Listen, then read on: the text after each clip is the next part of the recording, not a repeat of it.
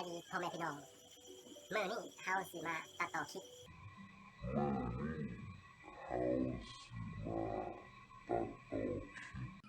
นี่คือความจิบหายและวายวอดดังนั้นชาวนาที่ถูกน้ำท่วมจึงบ่มีเวียกเหตุงานทำก็เลยได้มีการเก็บปูเก็บหอยขายเพื่อจะนำเอาเงินไปซื้อข้าวมาไว้กินในปีต่อไปนอกจากนั้นแล้วทางเที่ยวน้ำก็ได้ทยอยไหลขึ้นมาท่วมดังวิดีโอต่อไปนี้